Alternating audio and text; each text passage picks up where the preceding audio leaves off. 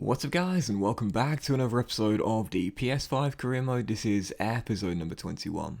And we start today's stuff with a brief look at the fixtures coming in February. As you can see, the Saints, Manchester City and West Brom in a very quiet month of February. And also, we just had a draw for the round of 16 in the FA Cup as well. We got Reading, the Royals, away at the Medeski Stadium. So our third successive FA Cup tie against a side outside the Premier League. We're certainly getting our luck in the cup draws right now.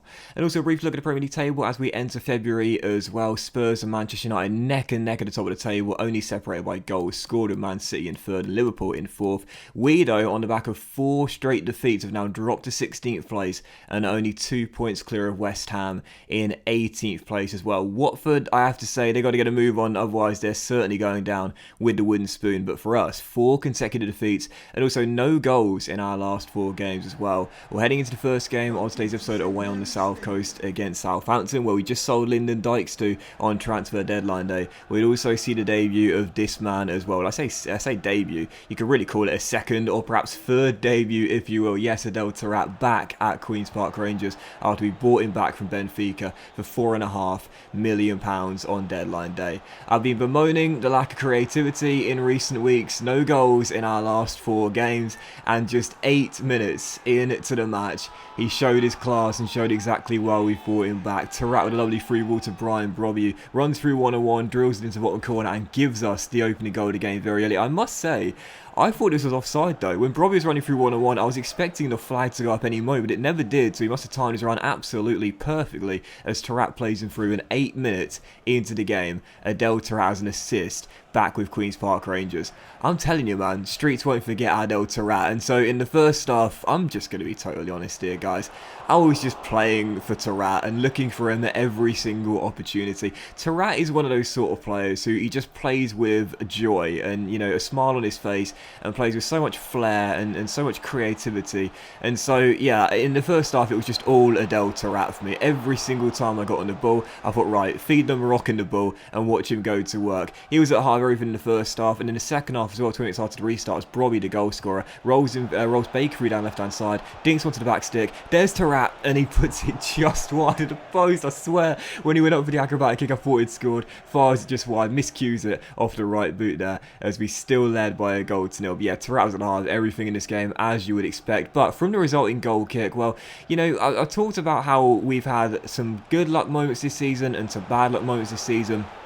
And as I always say, it's a common phrase in my videos, you know, luck will balance itself out. We have had some very fortunate moments this season, but this was a real stroke of misfortune. From the goal kick launched long, Rob Dickie goes up for a header, lands awkwardly and stays down on the turf with temporarily reduced to 10 men. Southampton play on, don't kick the ball out of play, and eventually, as Jed Spence gets beaten, the finish into the bottom corner sees the Saints level through Arnautovic. So 1-1 the final score. Very unfortunate goal to concede there, and really, we should have won this game by 2 or 3 goals, man. And it was one of those games where, you know, I've had them so many times in this year's FIFA, and I'm sure you have as well, where you concede a goal, but it's the only shot of the game from the AI. As bad news after the game, Rob Dickie, after that awkward landing there, dislocated his shoulder. It's going to be out for 2 months. We won't see him again until late March, early April time at the best. Real shame as well, because he's grown 2 ratings this year. He's had some big interest too from clubs like Lyon, but we kept him here. He's been a really important defender for us. That's a big blow there. But yeah, one of those games where, again, you concede with the only shot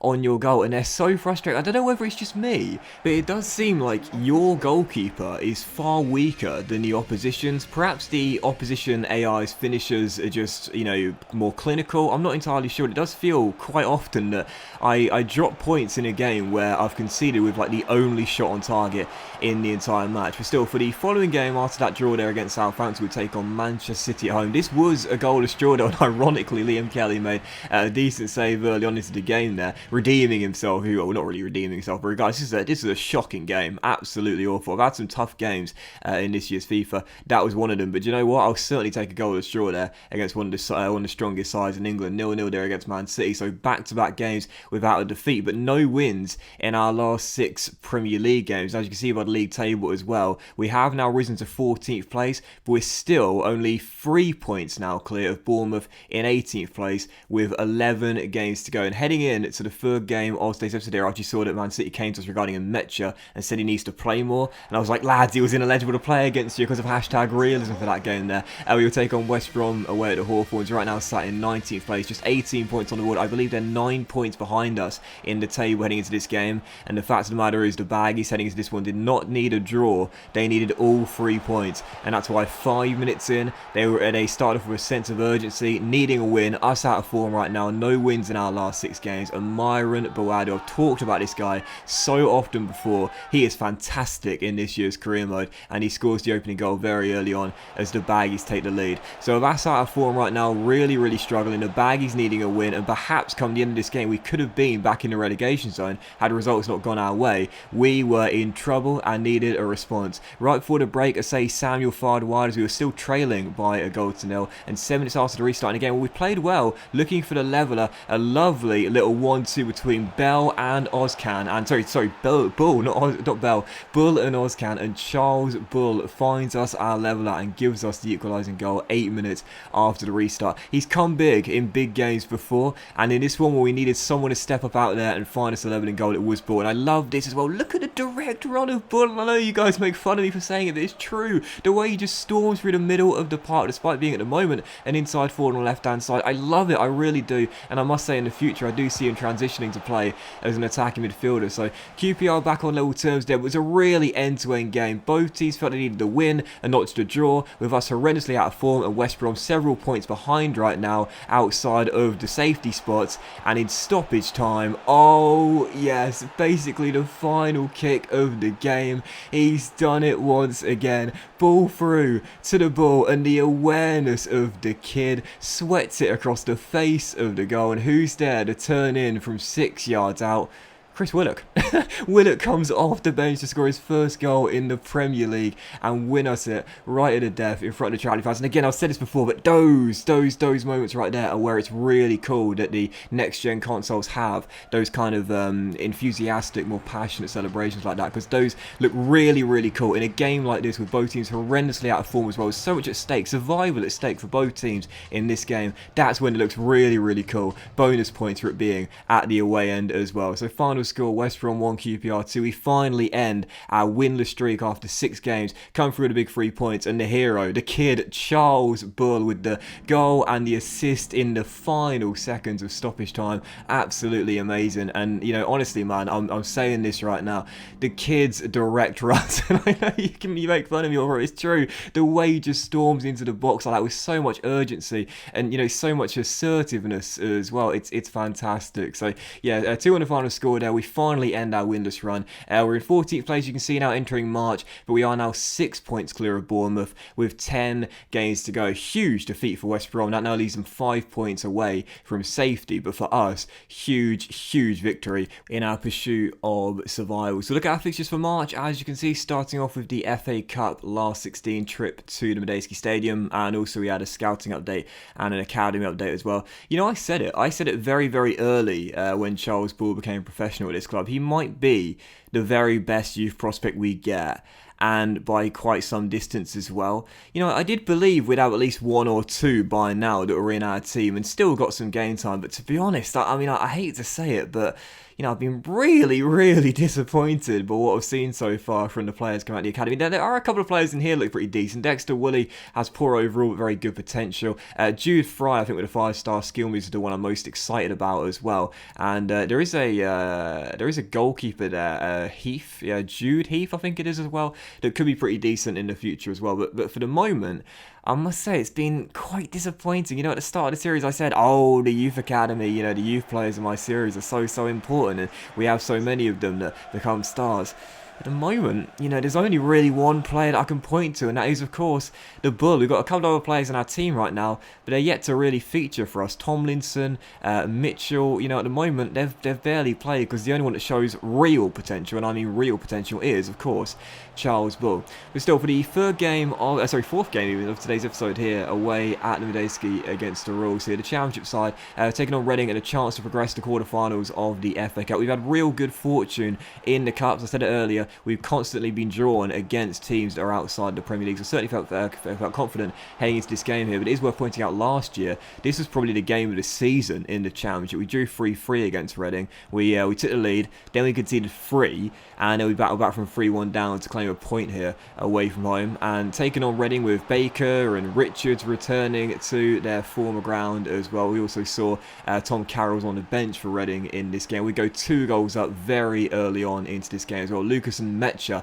Man City have been complaining about a lack of game time for the German on loan right now. We scored 2 very early goals in this one, just 15 minutes in. He had a red hot start to the season, Lucas and Mecha, but since then had sort of calmed down a little bit. But 2 goals there early on in the first half as we set the tone very early in this game, as we were of course the clear favourites. And again, you would have seen my lineup as well. It was a strong team. It was a really, really strong team out there. Because I said before, you know, in the third round, right at the start of the progress, right at the start of the competition for us, I should say, in this competition, I was going to take this competition seriously. I wanted a good cup run this year, and we've had one. And on the hour mark, Charlie Kelman scores his first goal in, well, quite a few weeks now to make it 3-0 and put the icing on the cake. And that was how the game would finish. A routine victory at the Medeski, 3-0 at the final score. Metro with a brace and Kelman with 1 as well, as we brush aside the Royals and progress to the last day of the FA Cup. And I've got to say, I've been downplaying it, but there is a chance possibly we could have our first cup final of the save. It's definitely possible, and as we process through the night here, as you can see, every single game got played on the same night. We'd find out our opponents for the FA Cup quarter-final, where, as you can see, we've once again got another team outside the Premier League. It's Fulham, who have been relegated to Championship. They're in, I think, the playoffs right now in the second tier of the Championship. It is a West London derby, away at Craven Cottage, and yeah, there they are, 5th place there. There's a couple of Championship teams still remaining, including Sheffield United in 2nd place as well, but Fulham, away at Craven Cottage in the FA Cup quarter-final, and if we win that, we're heading to Wembley for already the 2nd time in the save. That would be fantastic if we can pull that off in just 2 seasons. Regardless, as you see, Omar Richards here, thought I'd show you this. His development plan is finally finished.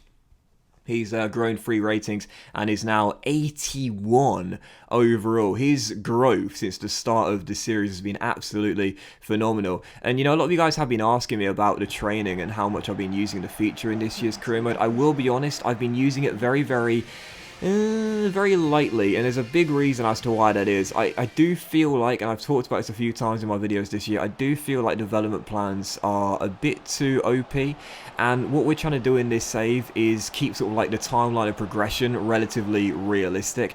And because it is just so easy to train players up to a really high overall in such a short space of time, I don't want to go too quickly, and then at the end of season 3 we've already got like a full 85 plus rated first 11 with like 1 or 2 players that are approaching 90 as well. I want to do this at quite a slow, sort of like steady pace, nothing out of the ordinary, and try and keep it as realistic as possible. So yeah, Richards has now grown to 81 rated, but that's why we haven't seen like a major amount of growth from our players, because again, I'm keeping it that way on purpose, because of course I want to see my players grow, but not at a rate which is very unrealistic. Regardless, the final game of today's episode, the 5th and final game here, was at home to Carlo Ancelotti's Everton. It was a goalless draw, so glad to get another clean sheet in this game. Kelly's redeemed himself after I sort of slagged him off at the start of the episode there. Great save early on in a 0-0 draw, and we'll certainly take it as well. A nice little unbeaten streak for QPR after a very poor run of form in January, 4 straight defeats. We've now not lost any of our last 4 Premier League games, so a really nice bounce back here. And as you can see in the Premier League table, whilst we remain in 14th place, 29 points on the board, we now edge ever closer to safety, 7 clear of Bournemouth, but with 9 games to go, we're certainly not counting our chickens just yet. But that was today's episode of the PS5 Career Mode, guys, so a big thank you for watching if you have enjoyed it, and if you have, then please do drop a like. Much love to you all, have a fantastic day, and I will see you for the next episode of the PS5 Career Mode featuring the FA Cup quarter-final against Fulham at Craven Cottage very soon.